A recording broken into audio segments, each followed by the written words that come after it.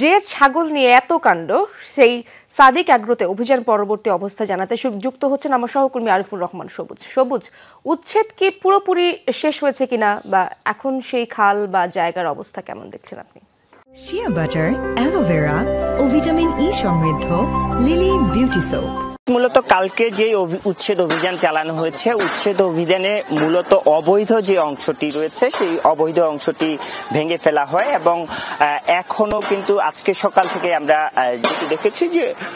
যে স্থাপনাটি ভেঙে ফেলা হয়েছে তার পাশে যেই স্থাপনাগুলো এখনো রয়ে গেছে সেখান থেকে মূলত তাদের যে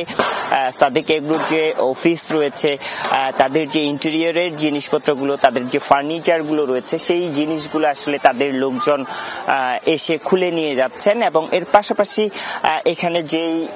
অবৈধ কিছু বসত ঘরও উঠেছিল সেই বসত ঘরের যে জিনিসপত্রগুলো গুড়িয়ে দেওয়া হয়েছে সেই জিনিসপত্রগুলো স্থানীয় লোকজন যারা বসবাস করতেন তারা সরিয়ে নিচ্ছেন। এখন পর্যন্ত এখানে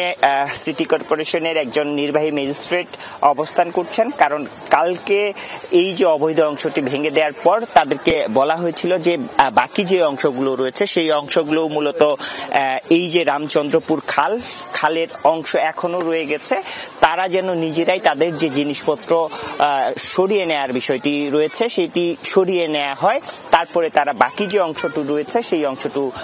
ভেঙে ফেলবেন এবং এরপরে মূলত এই যে রামচন্দ্রপুর খালটি আপনি নিশ্চয়ই দেখতে পাচ্ছেন, এই খালটি পুরোটাই ভরাট করে আসলে এইখানে সাদিক এগ্রো গড়ে তোলা হয়েছিল এবং নানা ধরনের স্থাপনা তৈরি করা হয়েছিল। মূলত এই খালটির যে মুখটি রয়েছে বেড়িবাঁধ পর্যন্ত, এই খালটি পুরোটাই ভরাট করে ফেলা হয়েছে। এখন মূলত আজকে আমরা সকাল থেকে দেখেছি সিটি কর্পোরেশনের একটি এই